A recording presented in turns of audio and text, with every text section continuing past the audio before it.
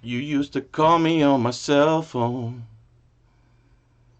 late at night when no one's home. Call me on my cell phone. Late at night you need someone. And I know when the hotline ring, that can only mean one thing. And I know when that hotline ring, that can only mean one thing.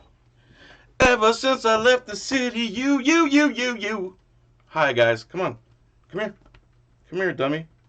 Why are you whining? Come here. You used to call me on my cell phone late at night when you need someone. Call me on my... Listen, man. Drake, I owe you an apology because what does that have to do with any of this? Forget it. I'll talk about Drake some other video. Here's a video where cops are doing an absolutely astounding job stopping a school shooter. An astounding job these gentlemen did. You're about to see in this video. This video is from the YouTube channel Law and Crime. If you don't want to hear me singing, ranting, joking, whatever I do, click on the link, watch it for yourself without my shenanigans. In the meantime, you used to call me on my cell phone. Ever since I left the city, you started wearing less and going out more. Oh. Anyway, the cops in this video, the Nashville PD, whoever they are, did an astounding job. They followed their training. They eliminated a school shooter. And not to poo-poo on them because they did amazing. But 4 people still died. And 2 were wounded. So, yes, they did everything perfect. They did everything their training taught them to do. They went in. They did nothing wrong at all in this video. They did everything right. But 4 people still died. So, I'm making this video to show what what guys who are cops can be good guys too. And these guys are, in this situation, you know, they're not out stealing people's money and enforcing victimless crimes. They went and they neutralized this shooter. And they did amazing. But my point is, if we could have saved one of them 4 people, would it be worth it to have armed guards at the school? They don't have to be like military. They don't have to be cops. They could just be plainclothes people who are extremely sufficient in firearms and neutralizing threats and go through training. There's nothing wrong with that. So, I am making a good cop video today. These cops did an amazing job. This is what they're supposed to do. But at the same time, and I hate to say it, but this is a fact, when seconds count, the police will be there in minutes. They couldn't help it.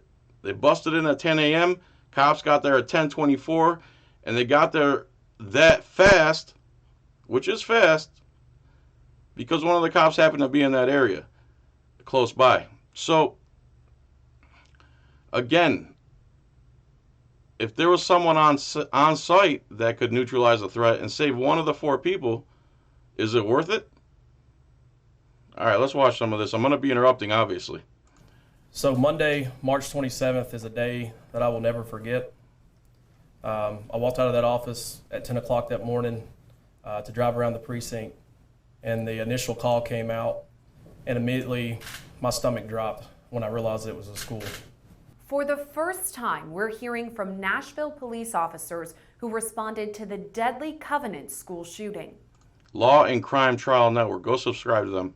You could clear as day tell that there were rifle rounds being fired. 3 children and 3 adults were killed on March 27th when a shooter opened fire at the Nashville private Christian school. Minutes after... What is that, my phone? What is that?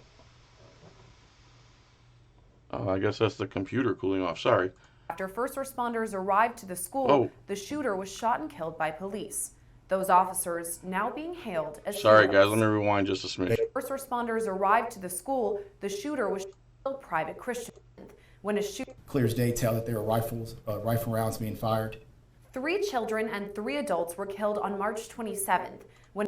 Look at it. Tell me again, having armed guards at the school wouldn't at least one of these people could live life and survive and maybe do something? What a shame. A shooter opened fire at the Nashville private Christian school. Minutes after first responders arrived to the school, the shooter was shot and killed by police. Those officers now being hailed as heroes. They were so... And I agree, in this situation, they are heroes. But at the same time, 24 minutes, when gunshots are firing, bullets are flying through the air, and only one person is armed in the place, and the rest of them are cowering down and turning into moving targets or sitting ducks. in tune to trying to get in and take this threat down, that they didn't think about their own safety. Surveillance video captures the shooter arriving at the school at about 9:53 a.m. At 10:10 a.m., video 10:10, I'm sorry. shows the shooter entering the school after firing at the glass of two double doors. 3 minutes later, the first... Okay, problem number one, why is there glass doors? They look nice, I get it, but we don't live in the peaceful times anymore. 911 call came in to dispatch. By 10:24 a.m., first responders were on the scene. Minutes later, officers Rex Engelbert and Michael Colazzo opened fire, killing the shooter. The first responders that responded, Rex Engelbert, Mike Colazzo, and Sergeant Mathis, did what we were trained to do. They formed together, they got prepared and went right in. And to their credit, they went in without putting on helmets and G.I. Joe gear. They just went in. That takes some nuts, bro. Knowing that every second, every moment wasted could cost lives. Officer Rex Engelbert says he was outside of his normal service area on the morning of March 27th, putting him closer to the school than he usually would be. You can call it fate or God or... So there's a happy accident in the police's favor. But again, it still took, again, think about if I can fire, I got a ton of magazines, whatever it is, a rifle, and I got magazines, I can fire off 30 rounds within a minute. So from 10:10 to 10:24, whatever it is, 14 minutes, you can get off so many rounds. whatever you want, but I can't count on both my hands the irregularities that put me in that position. When a call for service came out for an act of deadly aggression at a school, I immediately turned on my lights and sirens. Engelbert was one of the first officers to arrive on the scene. He says Covenant School staff gave him a key to the building. And I've been given my training. I know my role. There's that scary AR-15 that the left keeps crying about. Why is it okay if the cops have an AR-15 but not the citizen? They use it for defensive purposes. We use it for defensive purposes. There's bad apples in society, including police, including citizens, but you want to take the guns from us because they're scary. And I made entry with the personnel I had, and luckily I had some. I saw there were patrol units, and I asked for people to join me as I had a key. Let's go!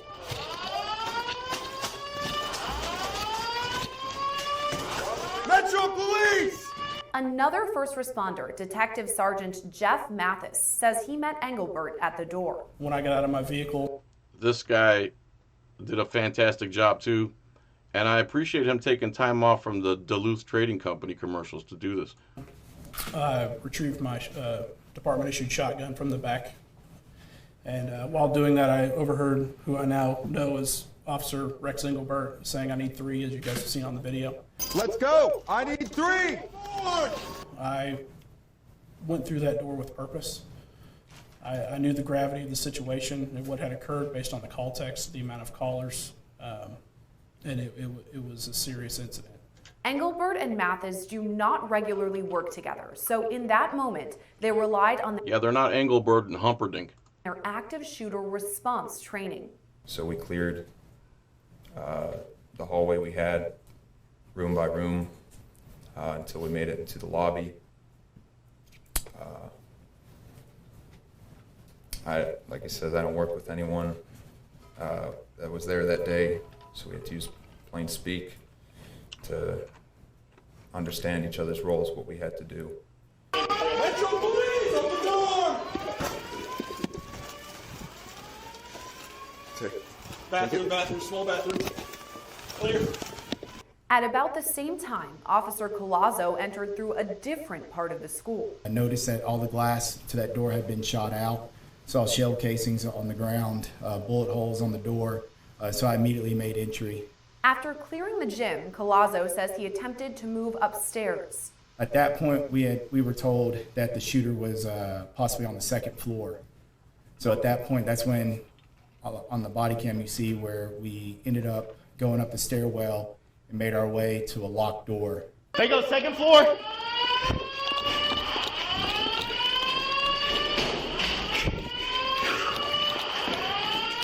I don't have a radio closet. Give me that. No, locked door. Where did they go in? First floor. Hold there, y'all. Somebody hold there.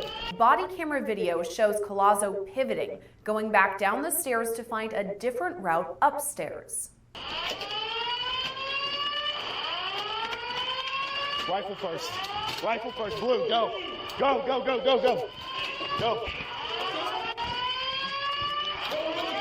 Move.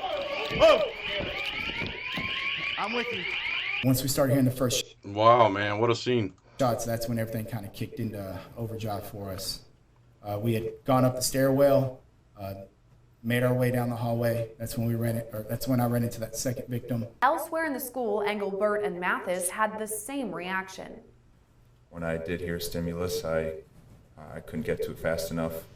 I just looked for the nearest staircase I could find because I could tell it was above my head. When we went through the doors, the shots continued.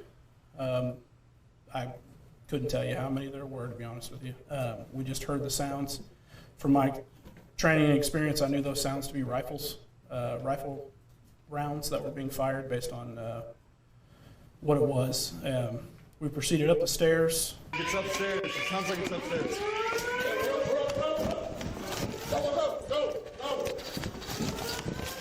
Once on the second floor, the officers rushed toward the sound of gunfire. Kept walking towards the sound of gunfire. There was, like Sergeant said, some smoke in the air.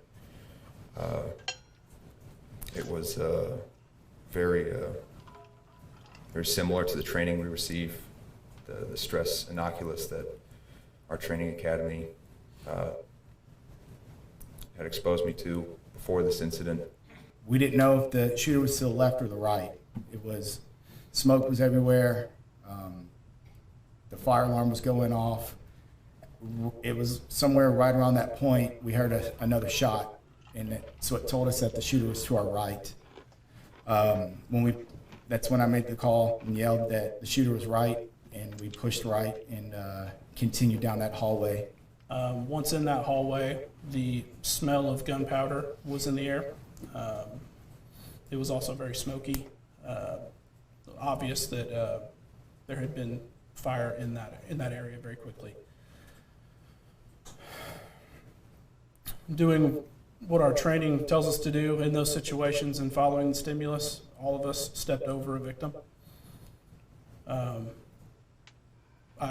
to this day, don't know how I did that morally, but training is what kicked in. What can you do? You have to neutralize a threat and then worry about everything else, unfortunately. We then proceeded continually to the sounds of gunfire. And then once we got near the shooter and the shooter was neutralized. After that, officers worked to take students and staff to safety. It had been broadcasted that the shooter had been taken down, and I think it clicked for every officer that was on scene that at that point it was time to start trying to render aid to the victims and start evacuating the school. So we implemented our rescue task force protocol. Metropolitan Nashville Police Department Chief John Drake praised the officers for their quick response. We had so many personnel that was running in that didn't think about ballistic vests, that didn't think about ballistic helmets. They just wanted to save kids. Officers say And that's true, and God bless them for what they did. They did a good job here. But again, 6 people dead, 2 wounded. When I go to Tampa and I stop by an ATM, there's a guy with a .357 Magnum revolver and a bulletproof vest standing to protect the ATM in the bank. He stands outside. He's open carrying. He makes sure you know that he's there, and if you try anything, he's going to bust a cap. Unfortunately, people are trying to hold on to the innocent school. It's a school. There's children. You don't want guys with guns, but we're at the point now where culture has been so deteriorated and so convoluted, and just being a good person and being a fellow American is not the culture anymore. This is the culture. You don't get what they want. They want to be a girl. They want to do whatever they want. They can't accept reality. And then they lash out and go do stuff like this. It's not the people who are exercising their freedom of religion that made you choose your choice. They don't have to accept you. You don't have to accept them. All you have to do is coexist. Because what'd you do? You threw away your life for what? You were a young person. You're a young man. You threw away your life for what reason? For what? What did this church do to you? What did those 6 people do to you? If you're going to do something like this, at least have it make sense. Go take specific people who have wronged you, per se. This random shooting crap and in schools, why don't you pick somewhere where people are going to be firing back instead of a school? And the people who made schools no gun zones, gun-free zones, that means people are free anytime they feel like to come out of their house down the street from the school and go shoot the place up unencumbered. And for a good 15 minutes, guy had the thrill of his life, end up dead. For what? Because he thinks he's a woman? That's fine. Do that. Be that. Do that on your own. You don't get to tell the rest of the people. Just like I'm not religious, these people aren't forcing their stuff down my throat. The media's not forcing Christianity down my throat. They're forcing other stuff down my throat. I don't want any of it. But I still remain calm and peaceful. All right, man. But I digress. I know when that hotline ring. Good job, cops, man. You did the very best you can do with what you have. With your training, you did amazing. You were brave. You did everything Uvalde cops didn't do, and you did amazing. That being said, 14 minutes is way too much time to have a gunman in a school.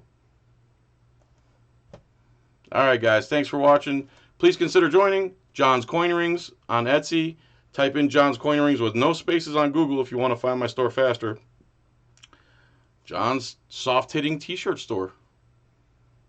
And so on and so forth. Thanks so much for coming. I don't know where you came, but that's your business.